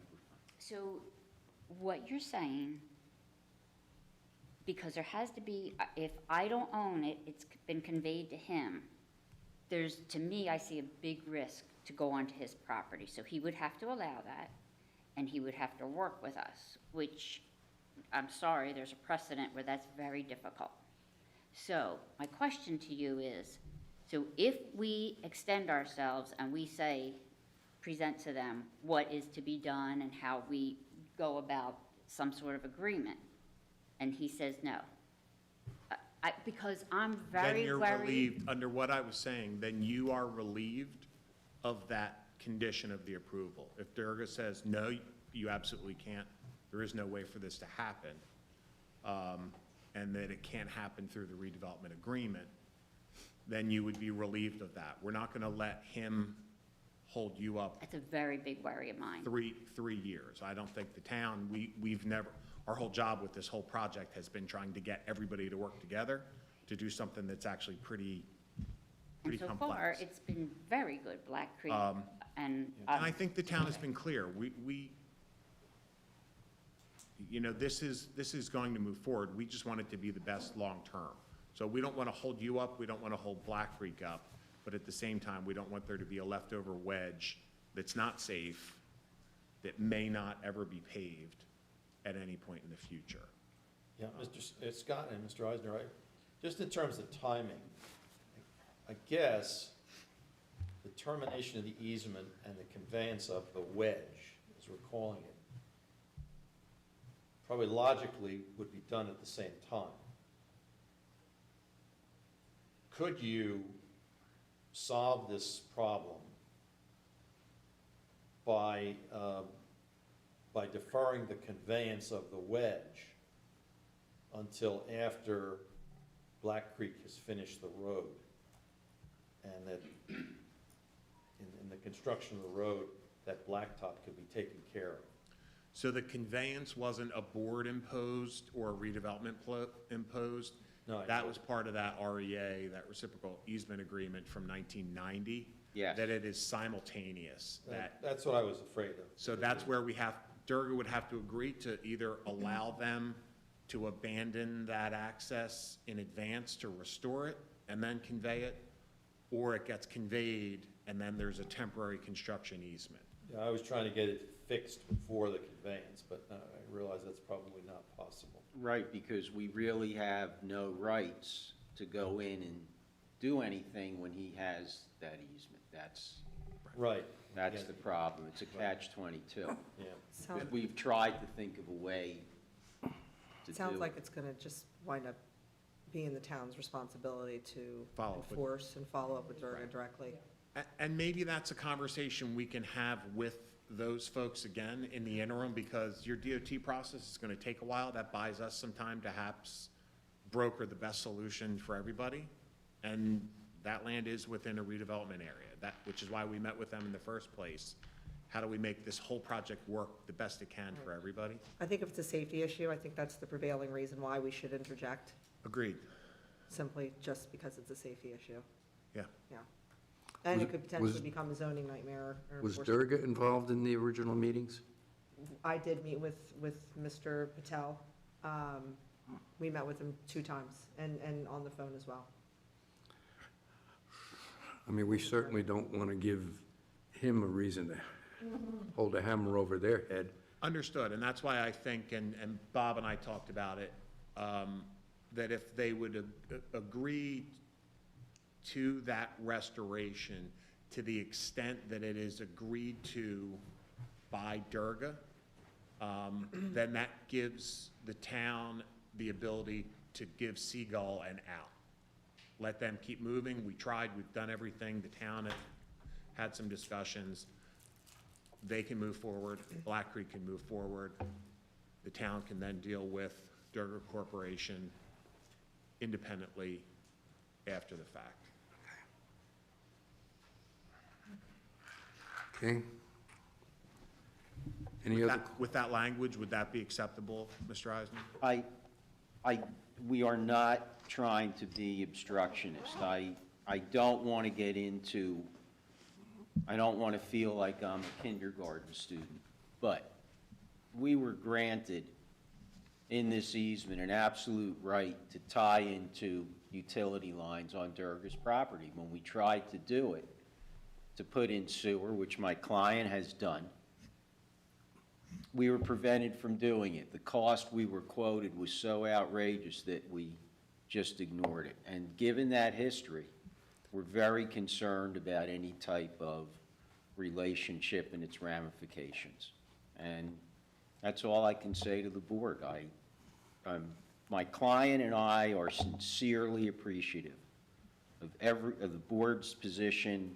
It seems to be receptive this evening, and the cooperation we've received from all your professionals and their accessibility to us to try to solve these problems. But that is, given the history, that is an issue for us, and that's all I can say. All right. If Durga doesn't agree, that lets you off the hook, doesn't it? It is, but I guess if we'd have to have very, very tight parameters, and this would have to be done at our discretion and to protect us. We certainly don't want Durga dictating how this will be done, and that if there's any agreement to do it and your professionals approve it, then that's going to be it. I don't want Durga involved in bringing in their engineers at our expense and all this. That's what I want to try to avoid. All right, let's maybe hold this for a second and let us all think about it while we move into public comment. Okay. And then we'll work, and, no, you can't, say no, I'm kidding, yes. No, I was just gonna clear up. Mundane topic. I can't, just wanted to make sure, I didn't hear any discussion around lighting in all this new proposed area, and I assume, Scott, that you've seen what their proposals are and you're happy with what they're proposing in the lighting area? We did have a number of comments, and the applicant has agreed to comply with all of them to do the 3,000 degree Kelvin for new fixtures, full cutoff, and to try to keep that glare down to a minimum. Okay. Thank you, Mr. Chairman. Okay, thank you, sir. I guess the only thing we could do is, for the actual display lighting, that's proposed to go off. Can we set a time for 30 minutes after closing, 1 hour after closing? Yes. We really, for security purposes, and candidly, there have been a number of incidents of theft and vandalism on the parking lot. I'm sorry, not security lighting. I'm talking about the 20-foot candle display, the car dealership display lighting, not interior security lighting. We agree to that. The white levels that you'll have during business hours, Scott's asking us to reduce those down after your business closes, maybe. Right, but not all. Not all, no. Okay. I misunderstood. Thank you. Okay, all in agreement on that one then, right? So What are you 30 agreeing minutes to? or 1 hour after guess in- closing for the display? An hour, if that would be all right. Okay.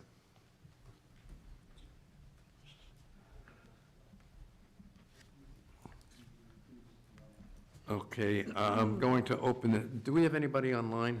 Yes, Okay, you have see if they have any, 6 people online. under public comment, see if they have any questions. Is there anybody online that has any questions with regards to this application? If so, you can unmute yourself.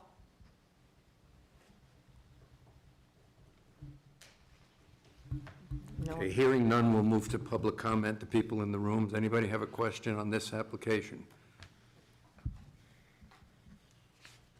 Okay, hearing none, I'll close public comment, and didn't get a chance to think about this whole solution much. But, does anybody on the board have any other questions about this entire application? So we can move forward with the assistance of the attorneys. We need to take some action in the form of how we're going to word a resolution to encompass all the things that we've talked about. The conditions that I made note of as we went along were the submission of a phasing agreement with Black Creek to be approved by the board. Once the NJDOT approval comes in, Also a landscaping plan to be approved by our planner. And the issue of that wedge of land, I would think we could defer that until a future point when DOT finishes with their approval. It doesn't have to be done now. No, we understand that. If we can, maybe if we defer it until that time, because we, as you know, we can't terminate that easement until But that then you- driveway's built. But then you absolutely have to come back to the board. And all I was suggesting was, if you agree to that and say, you know, agree to restore that to the extent that it is permissible by Durga, if things go smoothly, you don't have to come back. Worst-case scenario is the board professionals and everybody else administratively says, you made your best effort, Durga is not allowing you to do that. You've met your obligation of that condition. If you're still not comfortable with that, the highest bar you would have to do would be come back and explain that process to the board and ask for that condition to be relieved. So that's all I'm saying. If we resolve it tonight but give you an out and say to the extent that it's permitted by Durga, then we may not need to see you again until you guys come in with the bright, shiny new. All right, then let's do that. I know that I've spoken to Black Creek about, because they're going to be working in that area, as you know. Right. So let's do that and give everyone time to explore it, and hopefully somehow we can solve the problem. And there was some language and testimony during their hearing about a safe termination of that driveway, so the issue is there for it to get resolved. And they're gonna have vegetation, or if, looks like trees there anyway, to possibly prevent people cutting across? Yep. And using that as a easy out driveway? Up and over the curb. Well, if there's a tree there, Right. maybe they won't. But again, you know, when these applications come in, you know, we like to get the site cleaned up and a little something for us. We don't ask for much, and returning that to, you know, getting rid of that patch of asphalt that's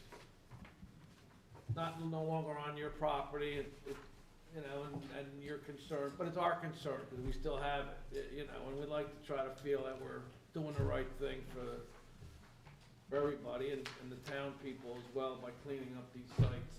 No, I understand that. That's why, that's our discomfort about having to disagree with, We understand that fully, and I think we'll support you if it doesn't, if you don't get the cooperation that you're looking for, that you need to do that. all right, well, thank you. The other conditions, of course, are compliance with the planner's letter and the engineer's letter. All right. Do you include in that thought the variance for the cars, Yeah, the parking space, right? car parking? They're asking for They're asking for. Yeah, we actually, variances for number of They're parking. asking for 604 in total, where 600 is permitted. Looking for the tree. It's actually, Steve, if you could clarify. There was an error on my cover sheet, and there was a discrepancy. It's actually 650, it's 254 vehicle display and 396 vehicle inventory, so the total combined count is 650. So it's, even if you added them together, the permitted spaces, you're still 50 over. Yes. Yes, Correct. we are. So the variance is requested is for 50 over. Correct. And the other combined variance is for the setback. Although actually, I guess it's 50 over the vehicle. so You're not, they're you're not counting the enumerated. employee customer spaces, are you? No, we're not including those. They are We're just separate. talking about display and inventory. Yes. Right, so the four variances are on page 4 of 8 of our report, E1.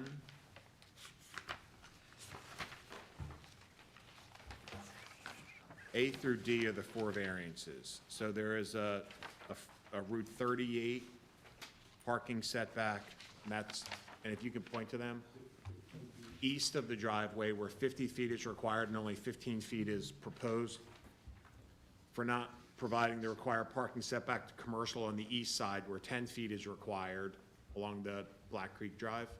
10 feet is required, but only 5 feet is proposed. For proposing in excess of the permitted vehicle inventory stacked, where 100 were permitted, but 396 are proposed. And I think that's where it may be appropriate to say the total display spaces on site. Hold on, can I get you anything? Mrs. Kelly, are you okay? Yeah, I'm okay. Do you need water or something? I have some other things. Wrong pipe. Sorry. Oh, sorry.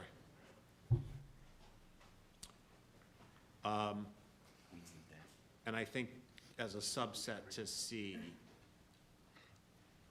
that we would say moving forward, a total of 650 display and inventory spaces are permitted, where 600 is what was initially permitted under the redevelopment plan.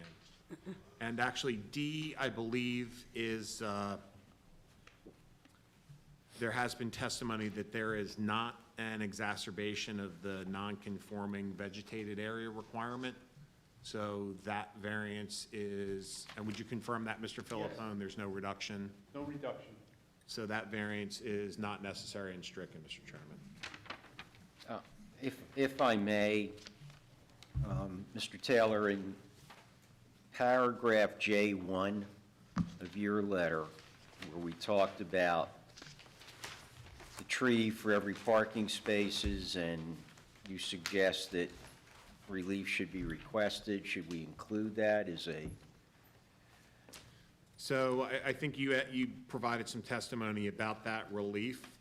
And then where we talked about the low evergreen hedge or ground cover along the site frontage, that's where the discussion was that we would not do something continuous, but do that in groupings of plantings along the site frontage. So you, on the, I understand that about the ground cover, but what about the trees? Is that on the Yes. paragraph before? Do you want that'll all be incorporated in one landscape plan for your review? Yeah, that'll be incorporated, and I think the testimony has been you're trying to minimize the number of trees on the site. And the issue of trees can be revisited at the time of your full build-out, if All that right, happens. that's fine, thank you. Thank you.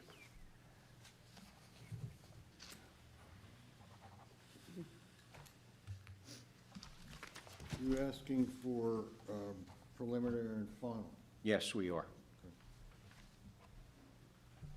So that the variances can be incorporated into your vote on the preliminary and final site plan. Right. We could do the resolution for the preliminary and final as one, correct? Yes. So I'll move to grant preliminary and final, subject to the conditions outlined in the previous discussion, and to include the variances that we've discussed under the Taylor Design letter in Part D. I'll second. And the Alimo letter. Do I have the variance paragraph correct, Scott? Or is it E? E1, Yeah, A through C. right.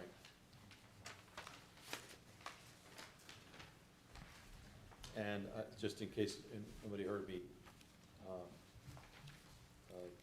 that includes the applicant's acceptance of the points made by the Alimo letter and accepted by the applicant as noted in the hearing today.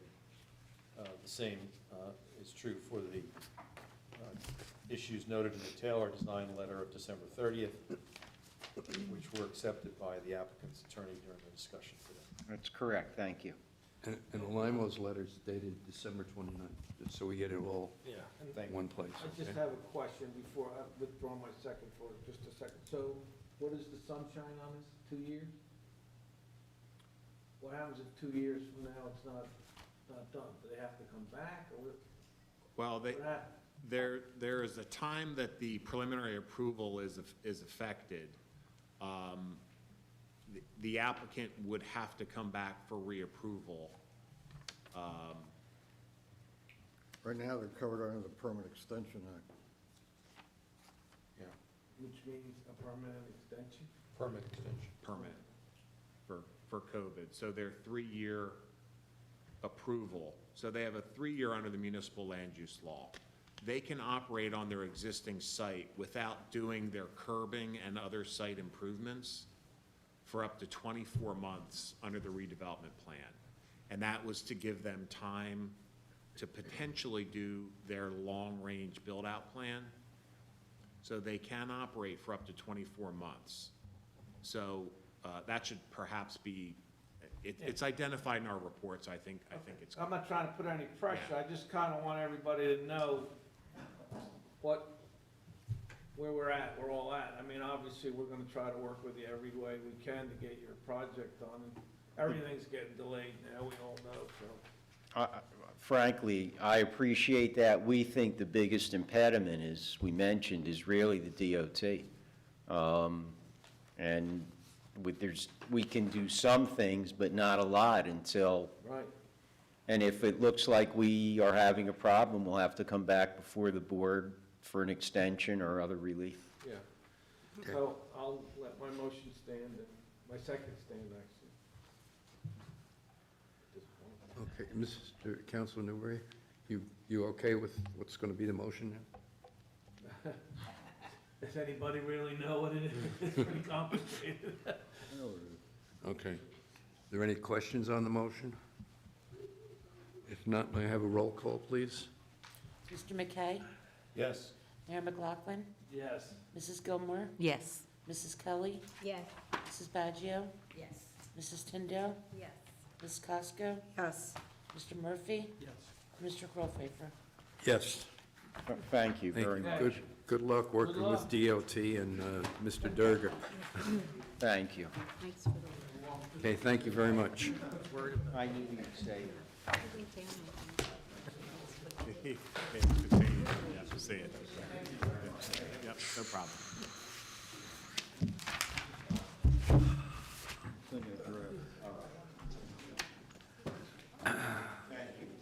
Okay, you're welcome, Counselor. Okay, next item of business is a discussion of the 2021 Hainesport Joint Land Use Board Annual Report.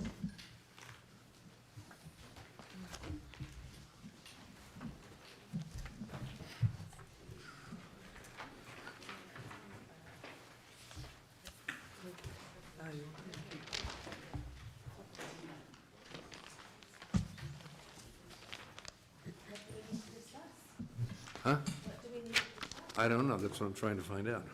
Who's leading this discussion on this? I think we just need to review the types of variances against our existing code to see if, Okay, but I Is there right? a consistent? I'm sorry. Your report, don't have any information in my packet about it, do you? the annual report? It's the annual report, it's a What's it on, resolution. what is it on the back of it? Yeah. What we're required to do is take a look at of all the cases that we've Oh, I got, okay. looked at over the year. And if you're seeing continuous approval of same things, then what you would need to do is make a recommendation to the Township Committee about changing, Code, yeah, a code. Like if it was a variance, like a setback or, P104, right? Or Or land use 104. code? Well, I think Mr. Kingsbury said it nicely earlier tonight, that we did a good job last year. Correct? I don't see anything that's, This is something the board is required to do under the municipal Yeah. land use law. Right. And if you have any recommendations for ordinance changes, they would go into this report. It's rare that that happens, but it does. Okay. there's nothing that's. Seems like a lot of variances for pools. Yeah, that was the only thing I saw, a couple of pools, but they're not always the same. But it seems Yeah, like but there's it's different. it's not just necessarily last year, it's been in years past as Yeah. well, when we've had, Right. different people, but.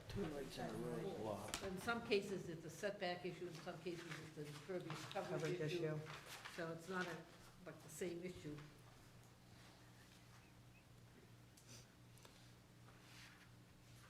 But this is a requirement that we Yes. must do this review every Yes. year, so it's a formality.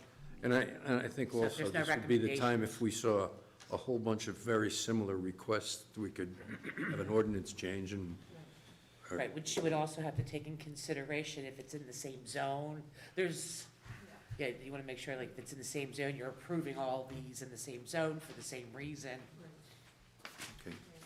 But there doesn't look like there's anything. Yeah, there's Mr. Chairman, I move to grant, to adopt the resolution as written with the attachment as prepared. Okay, I think, don't we get to that when we get to 8A? Yeah. Yeah, okay, or can you hold that one? But, hold it? but what we need to know, is Yeah. there any recommendations? That was the Okay. discussion part. Yeah, that's. Yeah, we discussed it. Right here, yeah. I'm disgusted with discussing it. All right, let's move on to the minutes of the November 4th, 2021 meeting. We need an approval for the minutes. I'll make a motion that we approve the minutes from the November 4th, 2021 meeting. You can second that. There you go. You're seconding it? I didn't want to overstep my bounds. You're in. You're not, No. you're not. You're in. Okay, any questions on the motion? He can't, I'll second. He can't, No, he because wasn't. he wasn't. wasn't open here. like we did it. I'll make the second. See, I'm Okay. telling you, there was the wrong advice out there. We'll I get gave you, you on- a minute. we'll get you on correspondence. okay. All right, second, I'll second it. Right, Let I beat you to it. Oh, I'm sorry, you did already. Just wanted to move on. Okay, any questions on the motion? Hearing none, roll call, please. Mayor McLaughlin? Yes. Ms. Costco? Yes. Mrs. Gilmore? Yes. Mr. McKay? Yes. Mrs. Baggio? Yes. Mrs. Tyndale? Yes. And Mr. Krollpfeiffer? Yes. One comment that I want to make on the minutes, you did a great job with these, Mrs. Stiver. Yeah, I had them And you got, transcribed, but I had to go through them. I know, but December's another one. Thank you.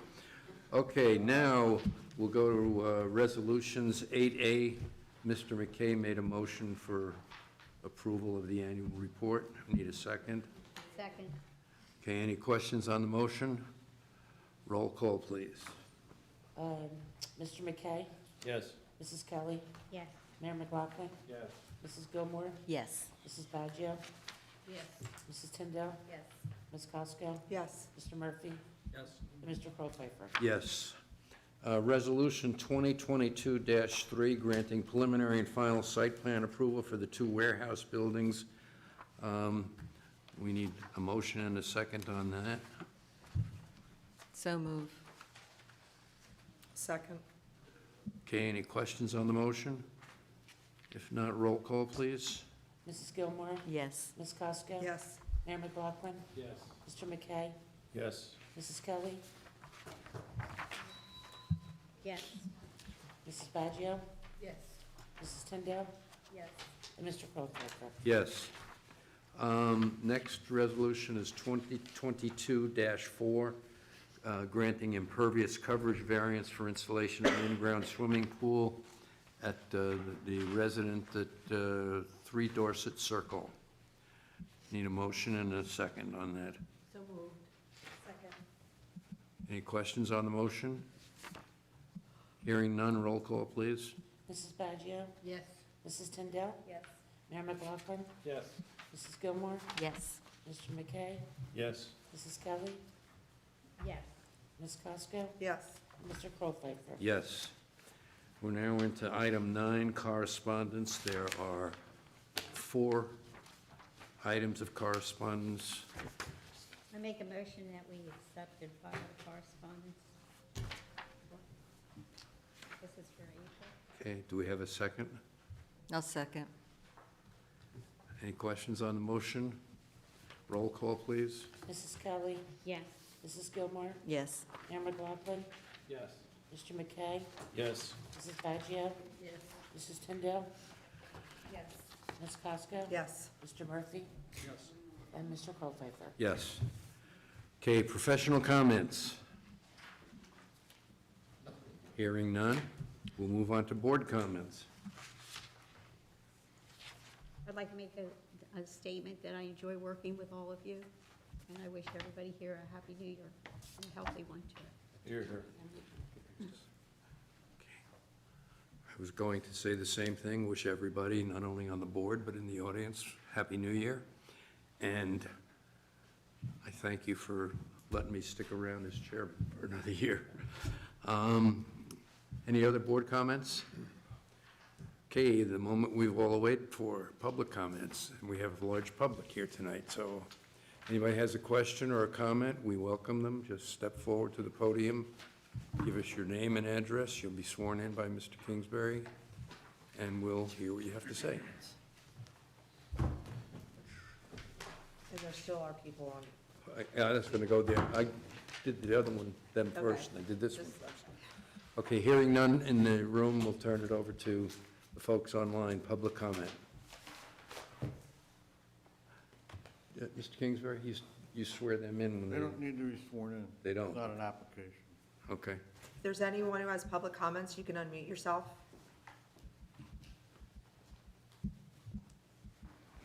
Nope. Okay. Hearing no more public comments, I'll close public comment and ask for a motion for adjournment. So moved. Second. All in favor? Aye. We're done. Thank you, folks.